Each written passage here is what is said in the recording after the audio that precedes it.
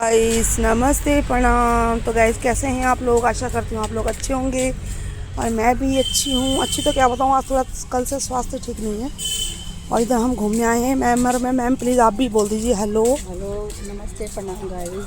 Thank you so much ma'am. आप भी अगर ऐसे बोल रही ना हेलो नमस्ते प्रणाम तो बहुत अच्छा लग रहा है। पता है मैम, आज तो ना बोलने में भी थोड़ा सा ऐसा लग रहा है कि जैसे ना जोर पड़ रहा होगा मैम। ऐसा लग रहा है ना थोड़ा सा, मन अच्छा नहीं लग रहा। पता नहीं क्यों मेरे को ऐसा लग रहा है कि पता नहीं बीपी लो सा कुछ लग रहा है। अब एक बीपी की मशीन तो लानी पड़ेगी मुझे, पता है।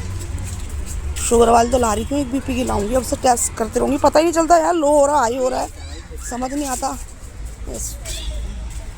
यानी क्या जब से दिल्ली आई ना मैम, सच्ची बताऊँ मैं, भगवान कसम कहने को बहुत बड़ा ये वो है राजधानी, लेकिन यहाँ इतनी मुझे बीमारी लग गई ना। ये देखिए, ये देखो मेरा सबसे प्यारा वाला फूल, इसकी कलियाँ देखो, ये देखो। तो इतनी यहाँ आके ना बीमारियाँ लगी ना मैम, आपको क्या बताऊँ मैं जब तक मैं उत्तराखंड में थी ना मैम, एक सर दर्द भी नहीं होता। आप यकीन नहीं मानोगी, इतनी वो थी ना काम करने में एक्टिव। अब तो पता है मैम, घर का काम करना, बाहर जाना, ऐसा लगता है कि बस कि भगवान कैसे होगा, क्या होगा, कैसे करूँगी। ऐसा क्यों लगता है मैम, बताओ ना प्लीज़। कुछ तो राय, शादी से पहले और शादी के बाद तो थी वो होगी बहुत ज़्यादा। कुछ तो राय दो प्लीज़ आप। मैं क्या राय दूँ, मेरे को तुम राय दो। मुझे तुम बताओ, एडवाइस दो।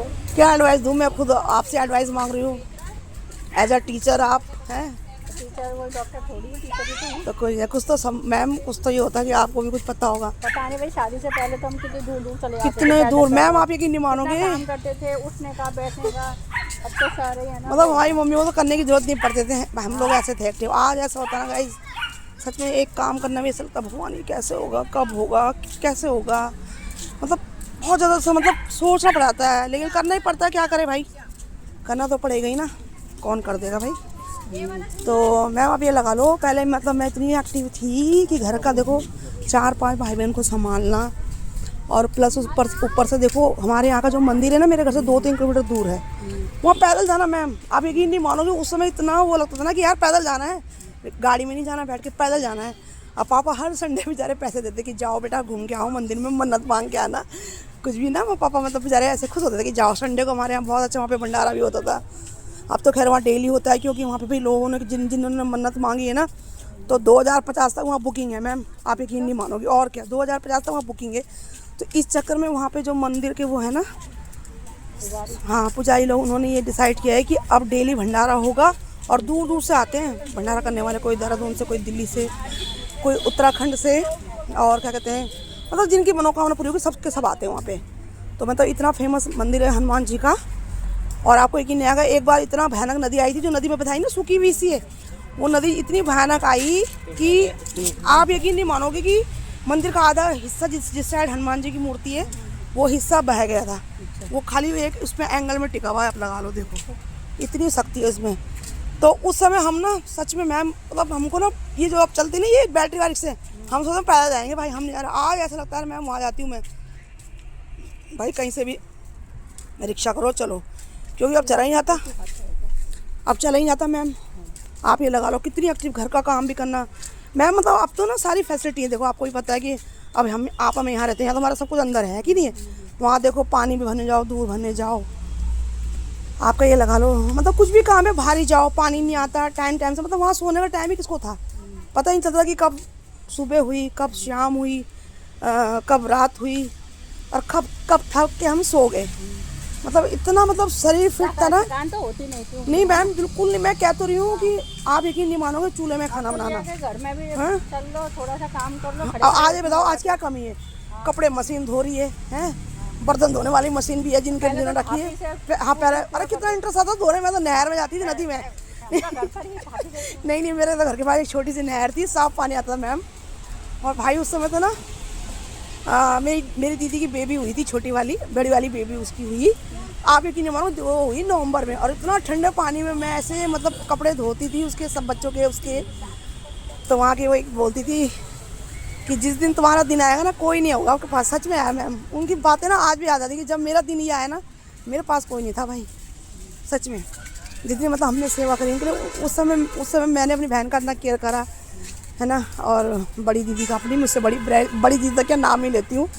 पहले तो उसकी मेरी बहुत लड़ाई होती थी लेकिन अब तो क्या है, एक तरह से बहुत ज़्यादा फ्रेंडशिप जैसी ही हैं दोनों बहनें, उनकी ज़्यादा मेरी पड़ती है। पहले तो गुस्सा आता था ना उसको देख के, लेकिन अब नहीं आता गाइस, अब बहुत चेंजेस आ गए हैं। अब हम दोनों की बहन की बातें बहुत होती हैं।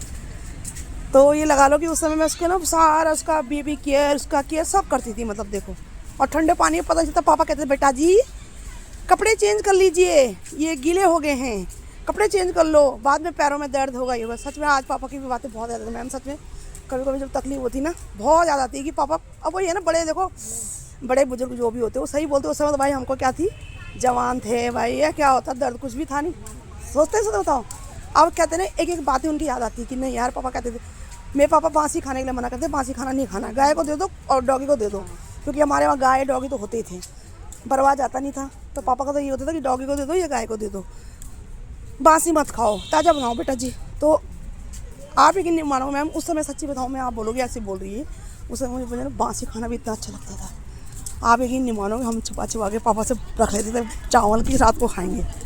आज मैम इतना होता है बासी खाना खा लूँ ना उल्टी आ जाती है, पता नहीं क्यों, ऐसा क्यों हो गया मैम, बताओ यार, तुम बताओ। सच्ची मैम, सच्ची बोल रही मेरे, सच्ची बोल रही मैम। आज मतलब मैं मन भी करता ना कभी, मेरे को आलस आता है कि यार छोड़ो यार, चावल रखा रात का तो खा लेती हूँ मैम, खा तो लूँगी, बाद में मुझे उल्टी हो जाती है बहुत। मैं रियल बोल रही हूँ, सच में मुझे पता नहीं, पछता ही नहीं है। और पहले भाई इतना लगता है कि ये भी रख लो वो भी रख लो।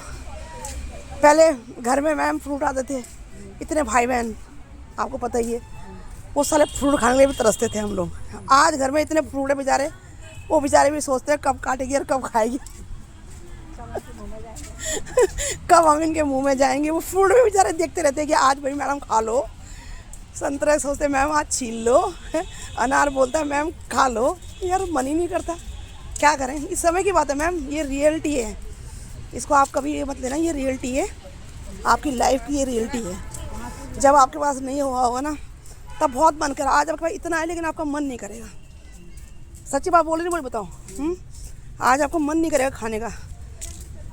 मैं तो बच्चों से कहती खाओ भाई, तुम तो खाओ, मैं कह मम्मी आप खाओ, अरे भैया मैं कितना खाऊंगी, मतलब मुझे तो खाने का वैसे भी मन ही है, इतना ही ऐसी चीज़ें खाने के लिए देखिए, तो कितना खाऊंगी बताओ मैम। तो मैम ये समय कहते हैं ना बहुत बड़ा बलवान होता है। उस समय शायद हम भाई, उस समय ना मैम, मैं सच्ची बताऊँ मैम कम था ना लेकिन अच्छा था यार। बताओ गलत तो नहीं बोल रही ना मैं, कि उस समय कम था लेकिन मैम अच्छा था, बहुत था यार। कोई बात नहीं, खाओ क्या कहते हैं ना हमारे, खाओ होना चाहिए इंसान को, ऐसा नहीं कि इतना खा लोगे साला चला नहीं जाए।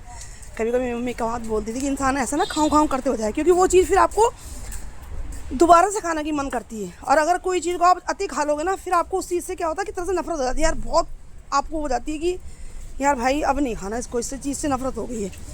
एक बार आप ये नहीं मानोगे, आज मैं ना लेने को तो कितनी मूंगफली ले सकते, आपने देखा होगा मैं 10 रुपये की मूंगफली ज़्यादा लेती नहीं, क्यों, क्योंकि मुझसे वही नहीं खाई जाती।